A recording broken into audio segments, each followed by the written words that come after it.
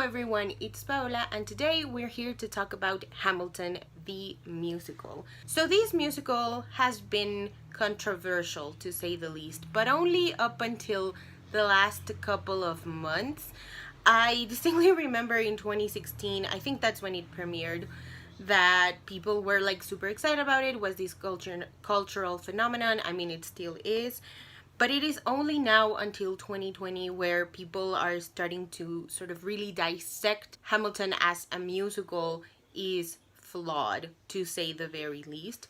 So this is kind of like a video summarizing all of those criticisms, the good, the bad, and the ugly. My goal with this video is not to tell you that it's good to watch Hamilton, it's bad to watch Hamilton. This is not to omit any judgment. This is just a recollection of facts and letting you make the choice of whether you wanna watch it and support Lin-Manuel Miranda because he is the creator of the show or not. So let's start with the good. So for the good part, I pulled some quotes from a couple of articles that I saw. The first of which is an interview from 2016 for the Rolling Stone. Its title is Hamilton Creator Lin-Manuel Miranda, the Rolling Stone Interview. And this little extract of the interview is about Leslie Odom Jr. Leslie Odom Jr. plays Burr. He is part of the original Broadway cast and he's the one that you will see on the recording on Disney Plus. Anyway, the quote goes as follows. Odom first saw a workshop version of Hamilton at Vassar and found himself responding almost viscerally to The Story of Tonight, an early number in which Hamilton and three friends, Mulligan, the Marquis de Lafayette, and John Lawrence, boisterously drink together in a tavern on the eve of the Revolution. That's the one thing that made me a puddle, because it was four men of color on stage singing a song about friendship and brotherhood and love. And I had never seen that in a musical, Odom says. I had seen white guys do it in Jersey Boys and Les Mis, never seen a black guy. So I was a mess, and from that point, I was along for the ride. So I think this is something that's very important to take away from Hamilton, and we'll also talk about the problems that this particular the show has also works against it. But I think it's very powerful that Leslie Odom Jr. decided to do this because he saw four men of color drinking and having a good time before starting a revolution. And I think that really speaks to, sadly, how white Broadway has been from the beginning of time. So I think this is one of the most important takeaways from the show, even though it does work against it, which we will talk about in a minute. And to highlight this point, I want to reference to a vlog that Rob McClure posted when he was on tour with the company of Something Rotten. In one of his vlogs for Something Rotten on tour, he did a Q&A and somebody asked him who he would play if he were in Hamilton the musical. And he said something along the lines of, well, of course, I could only play King George, but if I had my say, I would like to play Jefferson. And that really hit me, that really shook me to my core, because I had never seen a white actor say something like that. You know, I never imagined that we would live in a world where the most popular show on the most popular stage in the world, I mean arguably, would be the one where white people didn't have a choice on who they would play. They would either be part of the ensemble or they would play King George. And I just had to take a minute to let that sink in. And I think that is sad. It's revolutionary, but it's sad. I mean, those vlogs are from 2017, and never once in my life had I heard a white actor be like, well, of course I could only play one role in the entire thing. Now let's move on to the bad. These are some extracts that I agree with from another article written by Hannah Robbins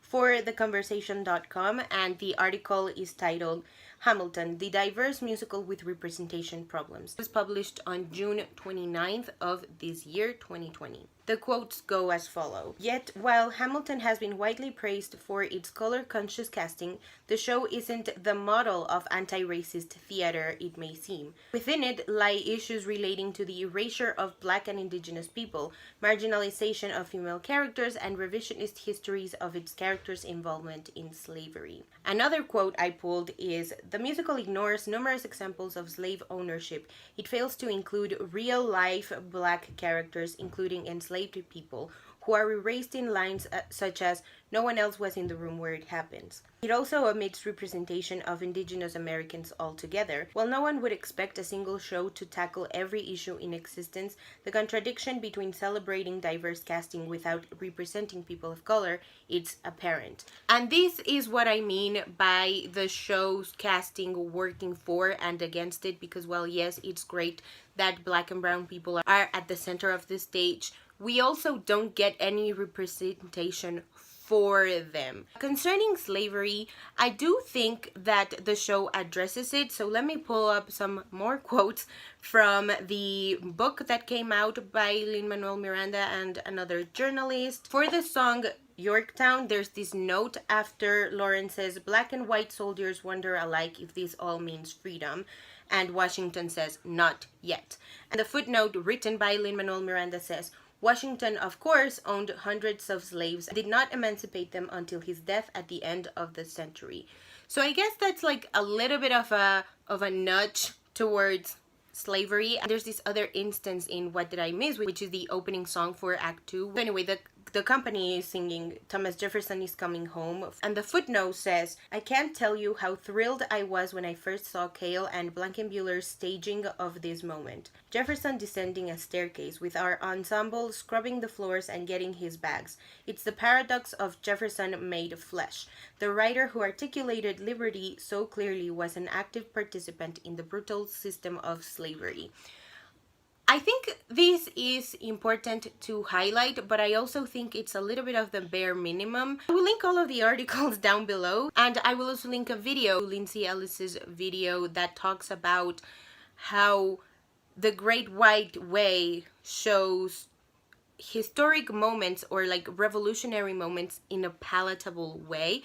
And I think Hamilton is the perfect example of it, because American history is ugly, and particularly these people, the founding fathers, they were ugly themselves as well. Hamilton in fact owned slaves, and he wrote disgusting things about native peoples. I think that's highlighted, and I don't think it was an intentional thing, but there's this quote in my shot where Hamilton says, "We roll like Moses claiming our promised land," and it's like, wait, you're a colonizer. This is not your promised land to roll into. So yeah, this shows references slavery, but only a little bit, only in a way that people don't feel uncomfortable about it. Like, I mean, we have this whole song, One Last Time, glorifying and feeling sad that George Washington is leaving the presidency. And while I understand why that's important to include, I mean, the show couldn't have gone on without Washington deciding not to run for president again.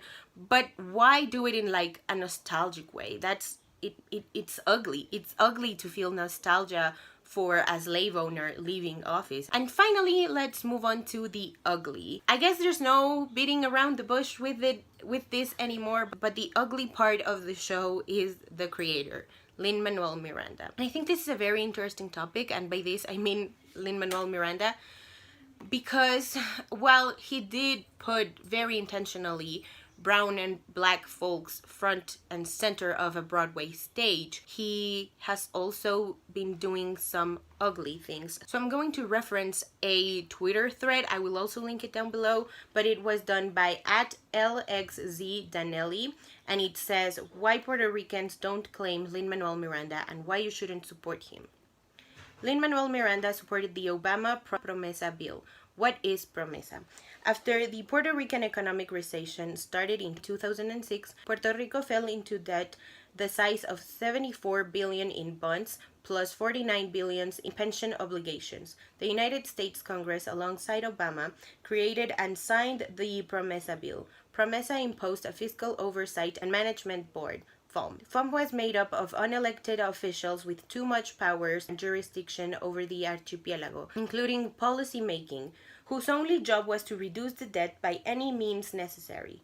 Lin-Manuel Miranda lobbied for the Promesa bill, and as he sat in his home in the United States, Puerto Ricans in the archipelago saw austerity measures that led to budget cuts on essential public services, like health, infrastructure, natural reserves, pensions, and eventually the closing of 200 schools across the archipelago. Months after Hurricane Maria, Lin-Manuel decided to host Hamilton in Puerto Rico. While to an outsider that might seem okay, let's talk about that for a second. Lin decided to host the play at the University of Puerto Rico's theater.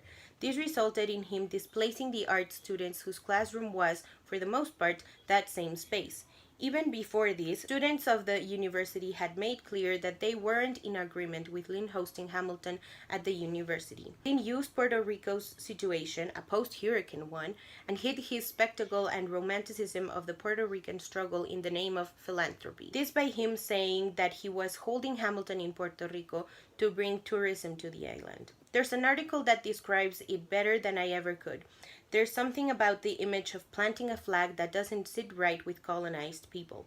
Something about tourism as recovery, and in Puerto Rico's case, as a decades-long colonial venture. Something about selling affordable tickets for an imperialist play to hurricane survivors and insisting this will save them. Something about placing Lin-Manuel in Hamilton at center stage of disaster. At the same time, non-teaching unions were planning to go on strike. Before this, they sent a letter to Lin warning him of ways the production could be affected by the strikes.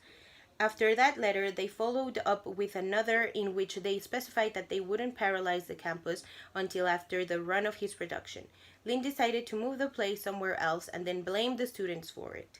For someone whose only personality trait is based on a bad stereotype of Puerto Ricans, he sure did not show solidarity with the Puerto Rican struggle. It feels so ironic that not only is Hamilton about a slave-owning founding father, but about a founding father that pushed a narrative of a newfound sense of independence, while Lin lobbied for a colonial chokehold on his people. Lin-Manuel Miranda is a rich, white-passing diaspora Puerto Rican who has yet to live the realities of U.S. colonialism. His Puerto Ricanidad has been based on exploiting archipelago Puerto Ricans for his own gain and savior image. And that's super interesting to me because not only is he doing that, but also I see a lot of people. They think that Lin-Manuel Miranda, for some reason, I really do not know why, saw himself in Hamilton in an autobiographical way, like he is also an immigrant and he also started from nothing and he, crawled his way up. And for that, I will pull another quote from the Rolling Stone article. It says, Miranda's parents moved to New York from Puerto Rico. His mother was a psychologist and his father worked in politics,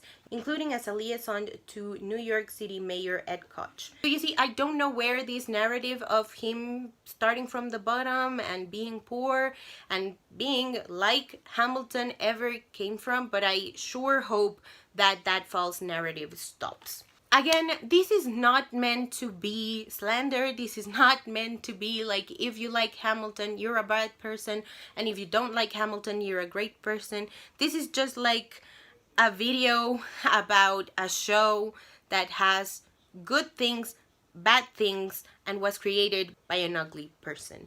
So do with this information what you will. I won't judge you for liking Hamilton, but please take into consideration what I just mentioned. So that is it for today's video. Thank you guys so much for watching. Let me know down below what you thought of this discussion. Are you pro Hamilton? Are you anti Hamilton? Are you somewhere in between? You don't really care about it? Let me know all the things down below. And if you haven't already and you'd like to, go ahead and hit subscribe, and I'll see you in my next video. Bye!